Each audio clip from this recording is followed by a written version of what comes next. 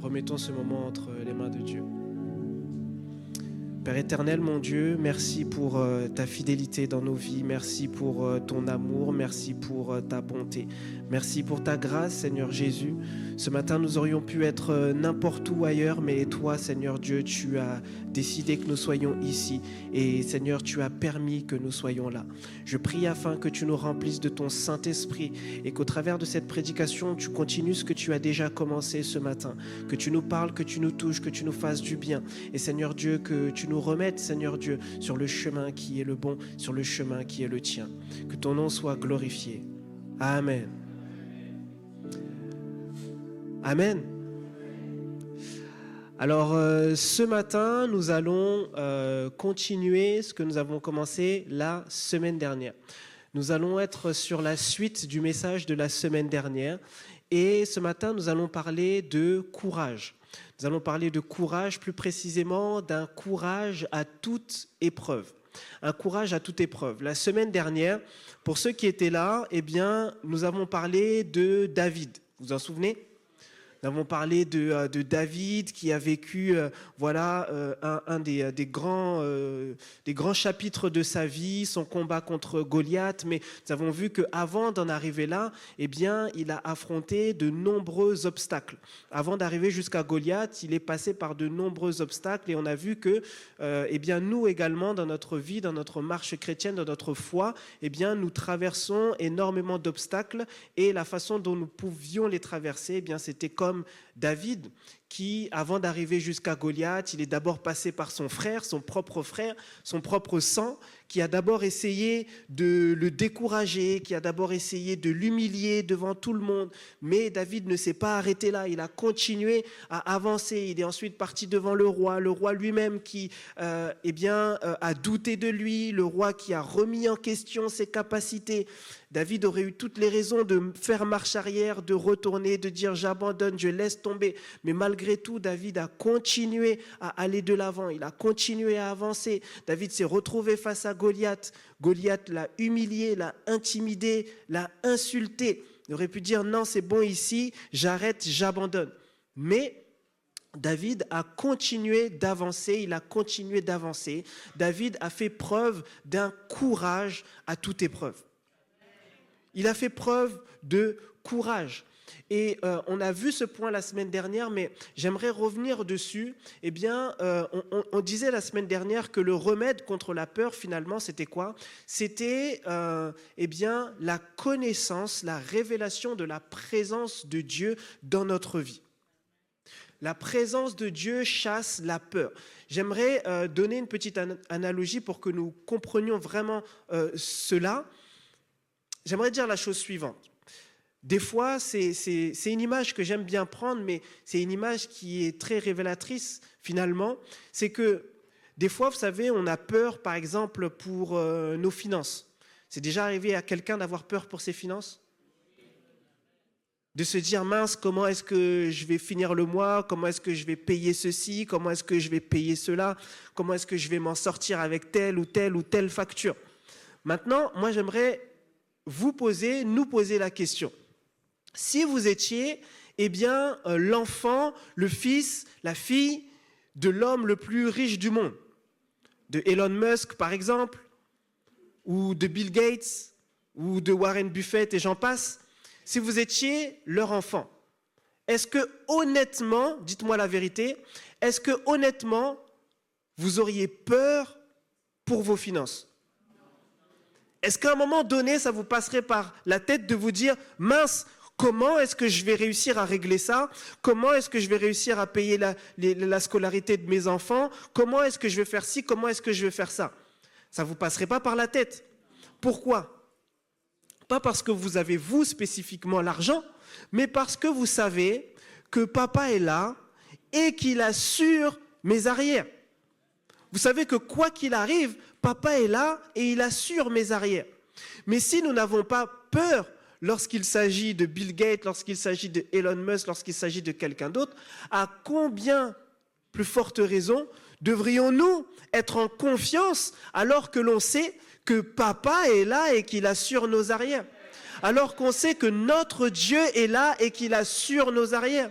On sait que c'est notre Dieu à qui appartient tous les trésors, toute la richesse et tout l'argent qui peut exister sur cette terre-là. Alors nous ne devrions pas craindre, nous ne devrions pas avoir peur et nous devrions marcher avec assurance, nous devrions marcher la tête haute parce que nous savons que Papa est là et qu'il assure mes arrières. Je parle à quelqu'un peut-être qui en ce moment se sent dans l'insécurité, qui a peur pour X ou Y raison, mais qui a peur pour sa sécurité. Et je vous pose la même question. Si vous étiez le fils ou la fille peut-être du patron, disons, de la CIA ou du patron du FBI ou de je ne sais quelle autre organisation, est-ce que vous auriez peur pour votre sécurité? Non, vous n'auriez jamais peur. Pourquoi? Parce que vous savez que même si je ne vois rien, même si je ne sais rien, même si je ne comprends rien, je sais que Papa est là et il assure mes arrières.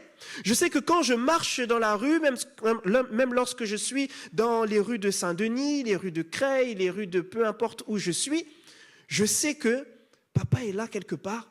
Même s'il n'est pas là lui-même, je sais qu'il a placé des gens, des gardes à droite, à gauche. Ils sont tellement efficaces que je ne les vois même pas. Mais si quelqu'un essaye de s'en prendre à moi, quelqu'un va sortir de nulle part et va s'occuper de cette situation. Eh bien, de la même raison, de la même manière, nous devons savoir que notre Dieu est l'Éternel des armées. C'est lui notre défenseur. C'est lui, eh bien, qui nous protège. C'est lui qui envoie ses anges nous garder. Et tant que lui est là, eh bien, nous n'avons rien à craindre. Nous sommes en sécurité parce que Papa est là et il assure mes arrières. Il assure mes arrières. J'aimerais que quelqu'un puisse avoir cette confiance de se dire finalement, eh bien, je suis comme, lorsque je marche, Seigneur, mais j'ai peur actuellement, mais ouvre mes yeux comme ces hommes à qui tu as ouvert les yeux afin que je vois que ceux qui sont avec moi sont plus nombreux que ceux qui sont contre moi. Que le Seigneur te donne la grâce finalement d'ouvrir les yeux et de voir, eh bien, tous ces anges qui sont autour de toi pour ta sécurité. Lorsque tu as peur, rentre dans la prière et demande à Dieu de te révéler qu'il est présent avec toi. Et c'est la révélation de la présence de Dieu dans ta vie qui va chasser la peur et qui va t'aider à marcher avec assurance et avec foi dans ta vie de tous les jours. Hébreux 11, verset 1 nous dira que « Or la foi, c'est la ferme assurance des choses que l'on espère et la démonstration de celles qu'on ne voit pas. » Ici, dans ce passage, moi je le divise toujours en deux parties. C'est vrai que la foi, on nous dit, c'est la ferme assurance des choses que l'on espère. Mais ensuite, c'est la démonstration de celles qu'on ne voit pas. Ça veut dire que la foi, elle commence par l'assurance de quelque chose que j'ai dans le cœur, mais cette chose, finalement, elle doit finir par être démontrée. Et vous savez, j'ai dit que la foi, lorsqu'on sait que Dieu est là, on n'a plus peur, on marche avec assurance. Le savoir, c'est une chose. Le vivre, c'est autre chose. Le savoir, c'est une chose, on le sait, et des fois, on le croit même. On le croit. Mais pour le vivre, eh bien, il y a quelque chose que des fois, Dieu nous demande de supplémentaire pour passer de cette ferme assurance qu'on a dans le cœur à la démonstration réelle. Eh bien, Dieu, vous savez ce qu'il nous demande de faire? Il nous demande de faire un pas de foi. Souvent, Dieu nous demande de faire un pas de foi. Tu dis que tu as l'assurance dans ton cœur que Dieu est là, que Dieu pourvoit, que Dieu est l'éternel de ceci, l'éternel de cela. Mais Dieu te demande, avec la foi que tu as et l'assurance que tu as dans le cœur, fais un pas de foi. Fais un pas de foi. Fais un pas de foi. Parce que c'est ce pas de foi-là qui va t'amener à expérimenter cette démonstration des choses qui n'existent pas encore. Lorsque je parle de ce pas de foi, je parle de quoi? J'aimerais dire ici simplement que croire ne suffit pas. Croire simplement, dire oui, je crois que Dieu va faire ci, que Dieu va faire ça, ça ne suffit pas simplement. Parce que si on reprend l'exemple de David, sur ce champ de bataille, peut-être qu'il y avait des soldats qui étaient là, qui croyaient fermement que Dieu allait les sortir d'affaire. Peut-être qu'il y avait des gens qui étaient là, qui croyaient fermement que non. Moi, je sais que même si Goliath est comme ci, il est comme ça, je sais que notre Dieu est plus grand et qu'il va envoyer, je ne sais pas qui il va envoyer, je ne sais pas ce qu'il va faire, mais que Dieu va nous sortir de là, il le fera. Il y avait des gens qui peut-être le croyaient, mais qui le pensaient. Mais David, lui, il a fait plus que le penser. Il a fait plus que le croire. Il a fait un pas de foi, il a dit, moi je me lève. Moi je me lève et moi j'y vais, moi je me battrai parce que le Seigneur sera là et je vais le voir à l'œuvre. Et des fois, ce dont nous avons besoin, c'est de nous lever. C'est de faire ce pas de foi pour que notre situation change. Tu crois que Dieu va faire, n'est-ce pas? C'est vrai. Mais fais ce pas de foi pour voir Dieu à l'œuvre. Moi, je suis intimement convaincu. Ils sont restés là pendant 40 jours. 40 jours, ils sont restés là à se laisser insulter, à se laisser traiter, à se laisser salir par Goliath. Mais je suis intimement convaincu que si quelqu'un s'était levé plus tôt, mais Dieu aurait utilisé aussi cette personne-là. Parce que Dieu ne peut pas laisser son nom être traîné dans la boue de cette manière-là. Si quelqu'un d'autre s'était levé, Dieu aurait accompagné aussi cette personne-là. C'était la volonté de Dieu pour David, certes, mais si quelqu'un d'autre s'était levé, Dieu aurait accompagné aussi cette personne-là. David a fait preuve de courage. Et dans notre vie chrétienne, dans notre foi, dans notre marche avec le Seigneur, nous avons besoin également de faire preuve de courage. Le courage est quelque chose que Dieu nous demande pour avancer dans notre marche de la foi. Il faut être courageux pour suivre le Seigneur Jésus-Christ. Il faut être courageux pour marcher avec lui, pour dire, moi je décide de vivre une vie de sainteté. Il faut être courageux. Il faut être courageux pour marcher à contre-courant du monde. Il faut être courageux pour se tenir ferme devant sa famille des fois et dire, non, moi je ne vais pas aller dans votre direction, mais je vais aller dans la direction du Seigneur. Il faut du courage parfois. Des fois on sait que Dieu est là, on sait que Dieu agit, on sait que Dieu va intervenir, mais il nous manque simplement le courage de lever le pied, de passer à l'action pour que la situation puisse changer. Il ne suffit pas de se dire, j'ai l'assurance que Dieu a un plan pour ma vie, pour moi, et je sais que Dieu va stabiliser ma situation qui aujourd'hui est un peu bancale. Si tu le crois, c'est bien, il faut commencer par là. Si tu as l'assurance, c'est bien, il faut continuer par là. Mais ensuite, si tu le crois réellement, il faut poser un acte de foi. Il faut que tu puisses te lever et que tu puisses avoir le courage de faire ce que Dieu te demande. Parce que certes, Dieu veut stabiliser ta vie, mais par moments, Dieu te parle et il te dit, là où tu es, reprends les études que tu as laissées tomber. Et c'est par là que Dieu veut te bénir. Et il faut à un moment donné que tu aies le courage aussi, parce que ça demande du courage. Tu te réveilles, tu te dis, mince, j'ai 30, 35, 40 et Dieu me demande de reprendre des études. Comment ça?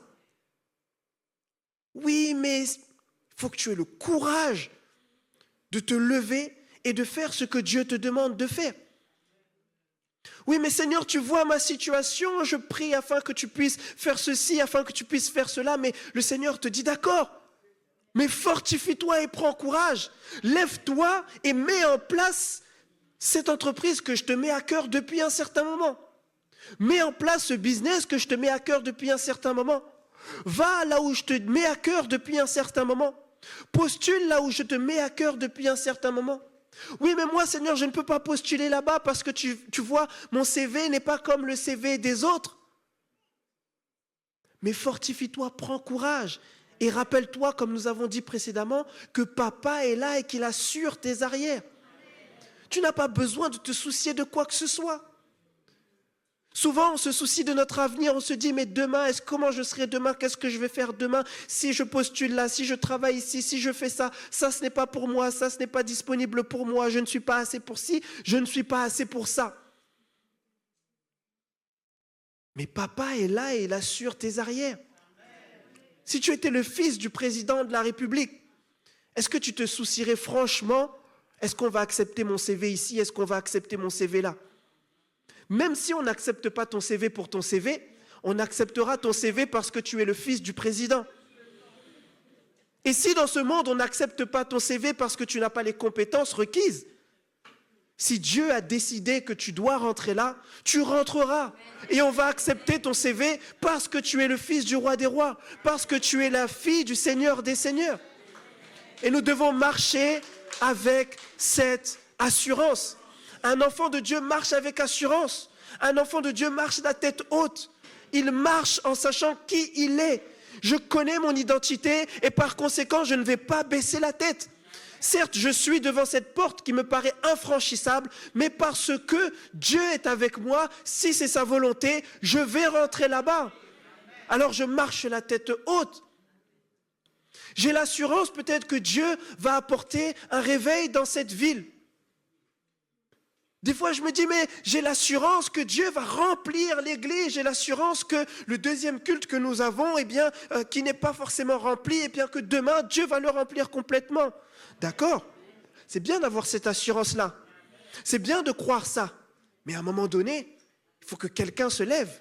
Il faut que quelqu'un fasse le pas de foi. Il faut que quelqu'un commence à évangéliser. Il faut que quelqu'un commence à poser des actions concrètes. Il faut que je commence maintenant aussi à dire, mais Seigneur, je veux parler de toi autour de moi. Je ne veux pas juste recevoir, mais je veux également donner. À un moment donné, il faut que j'ai aussi le courage de peut-être de dire aux membres de ma famille, mais viens, on va à l'église. Lève-toi. À un moment donné, il faut que nous ayons le courage de marcher en accord avec l'assurance que nous avons dans le cœur. Oui, j'ai la ferme assurance que Dieu m'appelle au ministère. Tu as peut-être cette assurance-là dans le cœur, que Dieu m'appelle à servir ici, que Dieu m'appelle à servir là, que Dieu m'appelle à être un prédicateur, que Dieu m'appelle à être un pasteur, que Dieu m'appelle à ceci, que Dieu m'appelle à cela. D'accord, mais lève-toi, fais le pas de foi. Fais le pas de foi. Ne garde pas juste ça comme une croyance dans ton cœur, mais lève-toi, fais le pas de foi. Fais le pas d'aller te former. Fais le pas maintenant de te consacrer à Dieu. Fais le pas maintenant de faire des sacrifices. Dis à Dieu, montre à Dieu que j'ai foi en ce que tu as placé dans mon cœur. Et parce que j'ai foi, je vais poser le pied. David, lorsqu'il a avancé, il aurait pu se passer tout et n'importe quoi. Mais lui savait dans son cœur et dans sa tête qu'il allait réussir parce que Dieu était avec lui. Et nous devons marcher avec cette même assurance. Dans notre vie chrétienne, nous devons avoir du courage. Nous devons avoir du courage. Nous devons avoir du courage. Le courage de quitter parfois. Des fois, Dieu nous demande de quitter des choses. Il nous demande de nous séparer de certaines choses. De la même manière qu'il a pu dire à Abraham, dans Genèse 12, verset 1, nous lisons ici, l'Éternel dit à Abraham, « Quitte ton pays, ta patrie et ta famille et va dans le pays que je te montrerai. » Waouh!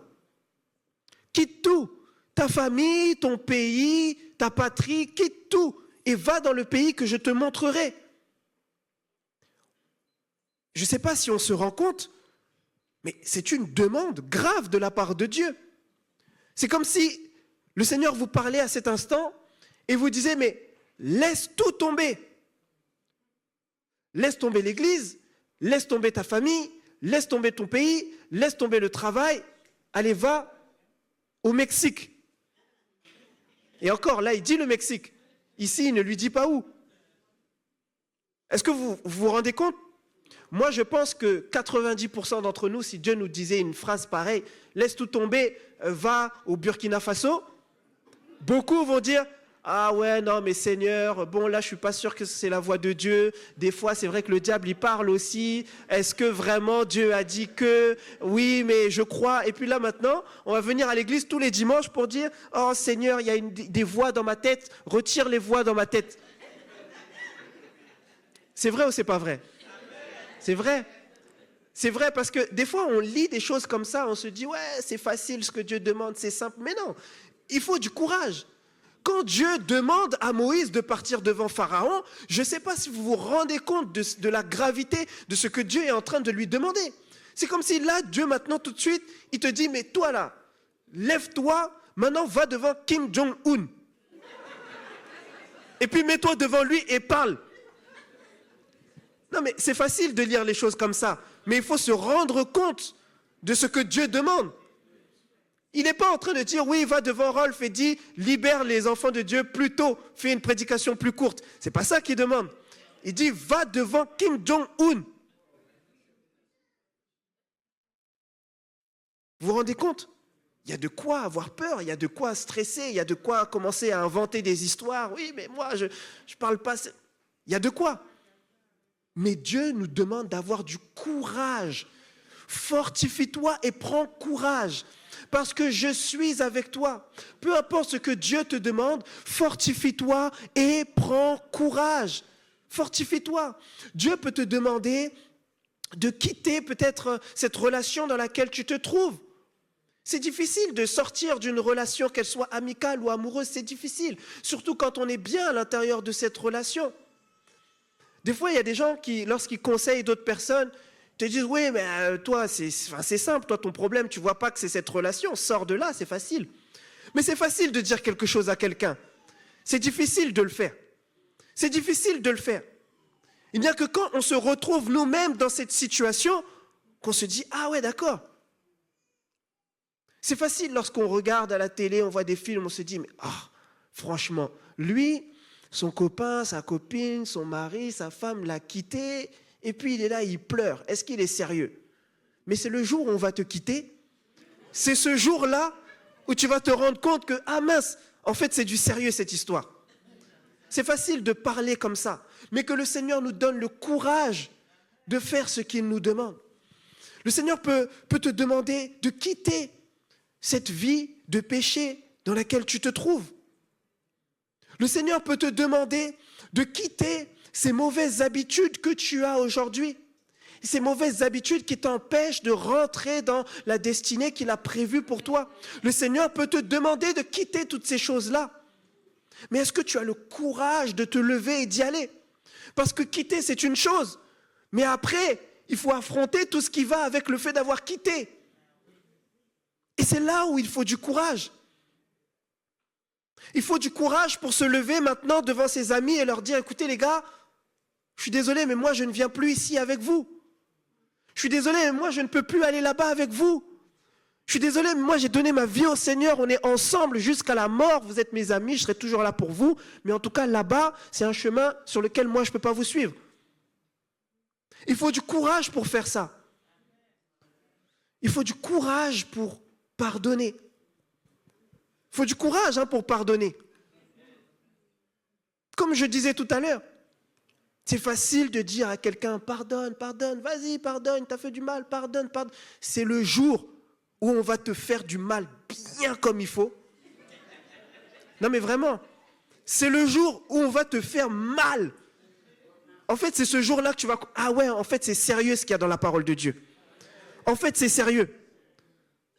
En fait, c'est sérieux l'histoire de pardon. Parce que chanter, oui, Seigneur, c'est facile. Mais le jour où quelqu'un va te piétiner, le jour où quelqu'un va te trahir d'une manière, le jour où un membre de ta famille va te faire du mal, c'est ce jour-là où tu vas dire, Seigneur, c'est vraiment par l'Esprit de Dieu, parce que si c'est pas ça, moi je peux pas.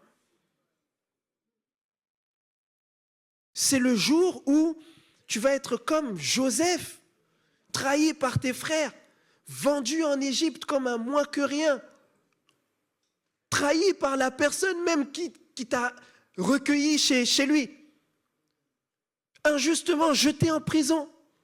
Tu restes là pendant des années, tu sais même ce que tu as fait, tu sais même pas. Si quelqu'un pouvait te dire ce que tu as fait, on ne peut pas aussi. Tu n'as rien à te reprocher du début jusqu'à la fin. Mais tu es quand même là dans cette situation critique, chaotique. Les jours passent, les jours changent, mais c'est la même chose. Les autres sortent de prison, toi tu es encore là. Pourtant, c'est eux les criminels, mais toi, tu es encore là. Mais on te dit, sois bon quand même avec les autres. Pardonne quand même aux autres.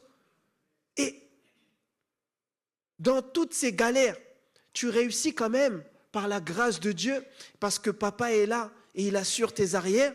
Tu réussis quand même à t'en sortir. Tu réussis quand même à faire quelque chose de ta vie. Tu réussis quand même à devenir quelqu'un dans ce pays dans lequel on t'a jeté injustement. Tu réussis à oublier le souvenir de ces frères qui t'ont trahi, qui t'ont malmené, qui t'ont piétiné, qui t'ont humilié. Tu réussis à oublier tout ça.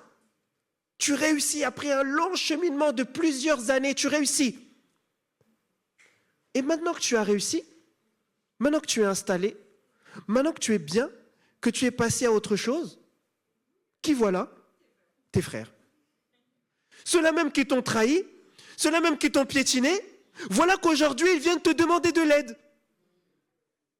Voilà qu'aujourd'hui ils reviennent vers toi. Ceux-là même qui t'ont vendu sans se soucier de toi, sans se soucier de ta santé, sans se soucier du fait que tu sois un enfant, sans se soucier de tout ça. Voilà que maintenant que tu as un pied dans la sécurité, voilà qu'ils reviennent vers toi. Qui ici aurait pardonné? Qui? Franchement, Dieu sait quel soldat il choisit pour quel combat. Parce que si c'était moi, que Dieu nous donne la force, mais soyons honnêtes. Vous savez, il y a certains pays, aux États-Unis par exemple, on donne des peines de prison comme ça. Des fois, tu te dis, mais tiens, allez, 450 ans de prison, 800 ans de prison, tu te dis, mais... Enfin, moi, je préfère même que tu me dises, bon, tu vois, à vie, au moins je suis fixé, je sais que c'est à vie. Mais quand tu me dis 450 ans, je commence des fois même à avoir un peu d'espoir. Je me dis, peut-être si le Seigneur me permet de vivre un peu plus, je commence à lire les Écritures, je vois que certains ont vécu jusqu'à, je me dis, ah, peut-être que ça te donne de l'espoir pour rien au final. Mais, vous savez, il y a quelqu'un dans les années 90 aux États-Unis qui a pris 30 000 ans de prison. Non, renseignez-vous. Il a pris 30 000 ans de prison pour abus sexuels, je crois, sur mineurs. Et le juge lui a mis 5 000 ans pour chaque personne. Pour chaque victime, il a pris 5 000 ans. Je crois qu'il y avait 6 victimes, quelque chose comme ça. Il a pris 30 000 ans de prison. Vous imaginez? Eh bien, je pense, moi, que si j'étais à la place de Joseph, je pense que mes frères, là, je les aurais jetés en prison rapidement pour au moins 85 000 ans. Au moins. Après tout ce qu'ils m'ont fait, au moins 85 000 ans. Au moins. Et je me serais assuré de mettre une clause au cas où ils vivaient plus de 85 000 ans, qu'on rajoute encore. Mais, blague à part, c'est pour dire quoi? C'est pour dire que lorsqu'on lit les Écritures comme ça et qu'on voit que Joseph a pardonné, Joseph n'a pas fait quelque chose de simple. Joseph a fait quelque chose de très difficile, qui demande beaucoup de courage. C'était tellement difficile que lorsque Joseph voit ses frères et qu'il repense à tout ce qui s'est passé, que les traumas remontent à l'intérieur de lui, que le souvenir des nuits blanches qu'il a passées à se rappeler de ses frères qui le balancent dans ce puits, la confiance qu'il avait en ses frères qui a été bafouée, qui a été arrachée, qu'il revoit tout ça défiler devant lui, Joseph ne peut pas rester devant ses frères. Alors Joseph est obligé de partir dans une autre pièce et de pleurer. De pleurer, de pleurer, de pleurer, et de finir de pleurer, de revenir. Et dans ses pleurs, j'ose imaginer Joseph qui pense à Dieu, qui pense aux bienfaits de Dieu, à tout ce que Dieu a fait dans sa vie, et toutes les fois où il l'a secouru, et il se dit, mais Seigneur, je fais ça aussi pour toi. Je fais ça aussi pour toi, parce que tu as toujours été là pour moi, et moi aussi je veux être là pour toi. Et parce que tu veux que je pardonne, alors je vais leur pardonner. Et Joseph les a accueillis. Il leur a fait du bien. Et jusqu'à la fin, Joseph, jusqu'à la fin, Il leur a fait tellement de bien que ses propres frères doutaient même de la sincérité de Joseph. Ils se sont dit, mais ce n'est pas possible que quelqu'un à qui on a fait autant de mal, ce n'est pas possible qu'il nous fasse autant de bien. Mais c'est ça le témoignage d'un enfant de Dieu. Ce n'est pas possible. Ils ont douté au point de se dire, non. Il y a un truc bizarre. Le gars là, le Joseph là, en fait, il doit faire semblant. Parce que comme papa est encore là et qu'il assure nos arrières, alors il doit faire semblant. Il doit faire semblant pour papa. Mais dès lors que papa va mourir, là, il va s'occuper de nous. C'est pour ça que lorsque le papa est mort, ils ont commencé à avoir peur maintenant. Là, ils ont commencé à avoir sérieusement peur. Oui, mais là, il faut qu'on s'excuse. Là, il faut que... là. Mais Joseph, il leur dit, mais non. Laissez tomber, les amis, laissez tomber. Moi, je vous ai pardonné déjà. Tout ce que vous avez fait, c'est oublié déjà, laissez tomber. J'ai que de l'amour pour vous dans mon cœur. Ce que vous avez pensé en mal pour moi, mais Dieu l'avait déjà pensé en bien. Dieu l'avait déjà changé en bien. Dieu avait déjà prévu tout ça. Il avait déjà prévu qu'il allait vous sauver au travers du mal que vous alliez me faire. Alors laissez tomber, les amis, laissez tomber. Je vous ai déjà pardonné. Il faut du courage pour se comporter comme Joseph. Il faut du courage pour obéir à Dieu. Il faut du courage pour faire ce que Dieu nous demande de faire. Il en faut. Et nous devons marcher avec du courage. Et je terminerai là-dessus en nous disant que ce courage-là dont nous avons besoin dans notre vie quotidienne, dans notre vie de tous les jours, ce courage dont nous avons besoin pour nous lever devant la maladie et dire non, je vais continuer à prier, je vais persévérer dans la prière parce que je sais que mon Dieu est capable. Ce courage-là, c'est un courage qui nous vient du Saint-Esprit. C'est un courage qui nous vient du Saint-Esprit. C'est vrai qu'il y a en nous cette faculté à être courageux dans certaines situations, mais il y a d'autres situations qui demandent le Saint-Esprit à l'intérieur de nous. Il y a certaines situations qui demandent le Saint-Esprit à l'intérieur de nous. Je vais demander au groupe de revenir, mais vous savez l'exemple de Joseph que je vous ai donné, l'exemple de Goliath qu'on a vu ici, des exemples, vous en avez certainement dans votre vie de tous les jours. Des situations où vraiment, si ce n'est pas Dieu qui te donne ce courage-là, tu ne sais pas d'où te vient cette force, d'où te vient ce courage, d'où te vient cette capacité à te tenir debout, à te tenir ferme dans ces situations-là. Le courage est quelque chose qui vient du Saint-Esprit. La parole de Dieu nous dit que nous n'avons pas reçu un esprit de peur, de timidité, mais un esprit de force. Un esprit de force, de courage, je le crois, de sagesse, de maîtrise de soi. C'est l'Esprit de Dieu qui met tout ça à l'intérieur de nous. Vous pouvez observer, et vraiment on va finir là-dessus, un personnage que moi j'aime beaucoup, c'est Pierre. L'apôtre Pierre. Ce Pierre-là, il est spécial. Moi, je le trouve très spécial. Parce que Pierre, c'est quelqu'un qui, à l'intérieur de lui, est convaincu. Il est convaincu. Vous voyez? Il a cette assurance dont on parlait avant. Il a cette assurance dans laquelle il est convaincu. Il dit, Seigneur, moi, je ne vais jamais te laisser. Moi, je ne vais jamais te laisser. Les autres, là, ils peuvent te laisser. Les autres qui sont à l'église, qui crient, qui chantent, on les voit, Seigneur, tous ces hypocrites, ils peuvent te laisser. Mais moi, Seigneur, jamais je vais te laisser, jamais, jamais. Oh non, jamais. Moi, je vais mourir avec toi s'il faut mourir avec toi. Moi, je vais monter avec toi s'il faut monter avec toi. Moi, je vais descendre avec toi s'il faut descendre avec toi. Moi, je vais aller jusqu'à Strasbourg avec toi s'il faut aller jusqu'à Strasbourg. Moi, j'irai devant Kim Jong-un s'il faut, Seigneur. Moi, je vais le faire. Il a cette assurance dans le cœur. Mais le Seigneur Jésus connaît toutes choses. Je dis, fiston, calme-toi. calme-toi, en vrai. En vrai. Tu vas me trahir. Tu vas me renier. Tu vas le faire.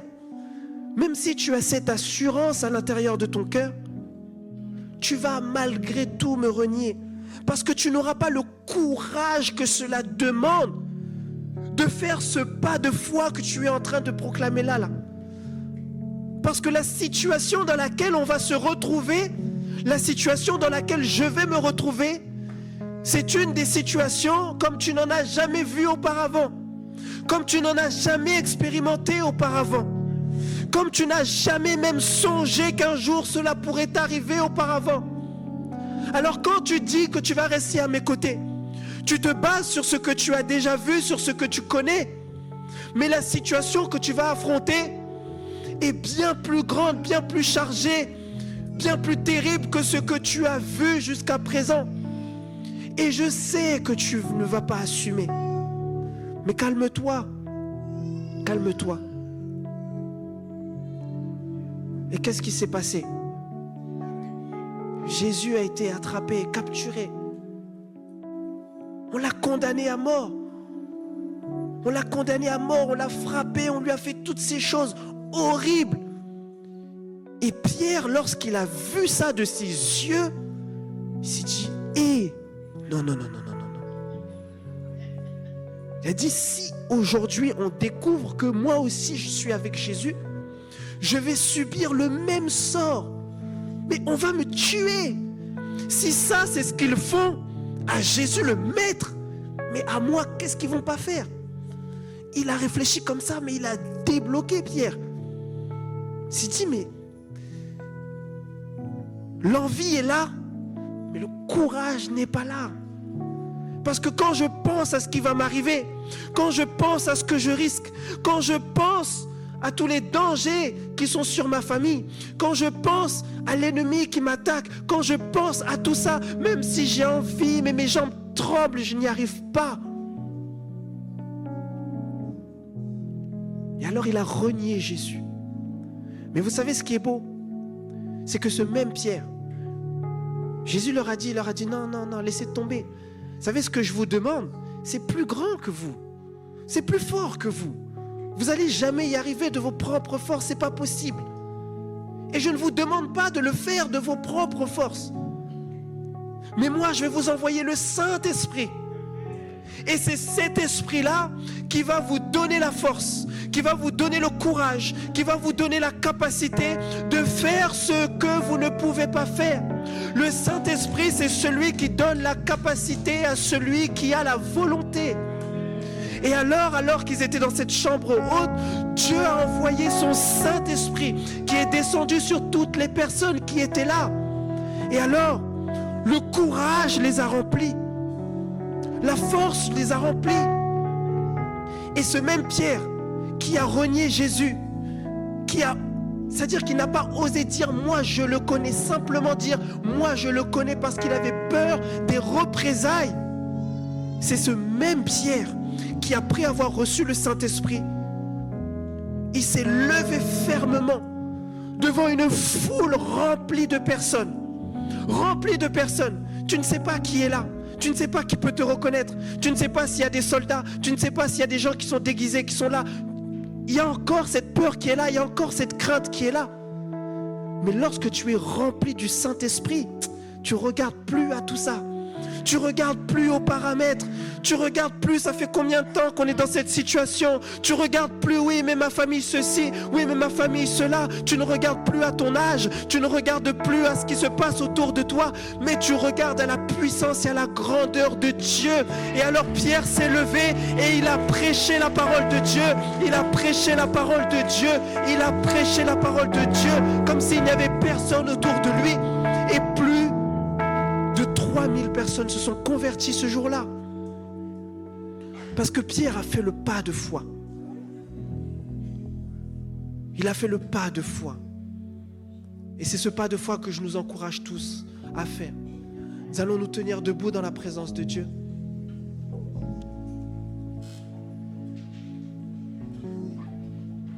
Notre Dieu nous demande d'être courageux. avoir la foi, la ferme assurance qu'il est avec nous. Qu'il est avec nous dans ce qu'il nous demande. Qu'il est avec nous là où il nous envoie. Qu'il est avec nous là où il nous a dit de quitter. Qu'il est avec nous là où il nous a dit de rejoindre. Qu'il est avec nous lorsqu'il nous dit rentre dans ce service. Qu'il est avec nous lorsqu'il nous dit pardonne à ton frère. Qu'il est avec nous lorsqu'il nous dit inscris ton enfant ici, t'inquiète pas, je m'occupe du reste. Il est avec nous dans chacune de ces situations. Mais il nous demande d'avoir du courage. Est-ce que nous pouvons élever notre voix tous ensemble? Et nous allons demander à Dieu du courage. Du courage pour notre vie. Du courage pour les défis qu'il nous donne d'affronter. Il n'y a aucune tentation qui soit venue vers nous, qui soit trop grande pour nous. En même temps que la tentation vient, Dieu en a préparé déjà un moyen d'en sortir. Il nous a préparé déjà un moyen d'être fortifiés.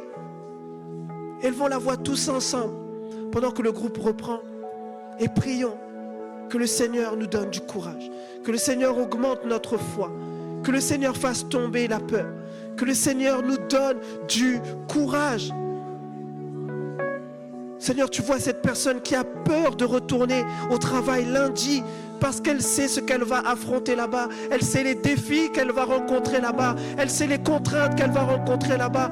Elle sait toutes les personnes qui sont contre elle, qui essaient de témoigner mal à leur rencontre. Seigneur, je prie afin que tu fortifies cette personne, afin que tu la relèves, afin que tu lui rappelles que tu es son Père, que tu assures ses arrières, que tu es derrière elle, que c'est toi-même qui combats pour elle. Seigneur, je prie pour cette personne, Seigneur Dieu, qui a besoin de courage pour affronter cette maladie, pour affronter cette pathologie, pour affronter, Seigneur mon Dieu, tous ces obstacles que tu mets devant elle. Seigneur, je prie afin que tu puisses la remplir de ton Saint-Esprit, cet esprit de force, cet esprit de courage. Merci Père éternel, parce que Seigneur Jésus, je crois également que tu as un plan, Seigneur Dieu, pour ton Église. Je crois que tu as un projet pour ton Église. Et je prie afin que tu puisses tous nous remplir de courage, de force, de détermination. Et Seigneur mon Dieu, de foi en toi, afin de croire que ce que tu fais depuis toujours,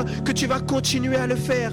Que tu es le Dieu qui est avec nous, devant nous comme guide et derrière nous comme bouclier. Que ton nom soit glorifié, Seigneur Jésus. Merci de nous avoir suivis. Si tu as apprécié être avec nous, n'oublie pas de liker et de partager sur les réseaux. Nous proposons chaque dimanche 2 célébrations. Viens nous rejoindre, nous serons heureux de t'accueillir. À la Pépinière, tous les âges sont représentés. Viens booster ta foi au contact de ta génération. Besoin d'un rendez-vous? Nos pasteurs se tiennent à ta disposition. N'hésite pas à les contacter. Si tu as des questions sur la foi ou sur la Bible, tu peux en discuter avec notre équipe pastorale. Inscris-toi dès maintenant. Tu peux suivre nos prédications, posts et actualités sur les réseaux. N'oublie pas de visiter notre site internet. Tu veux t'intégrer et nous connaître un peu plus? Télécharge dès maintenant notre application et reste connecté. À bientôt, à la Pépinière.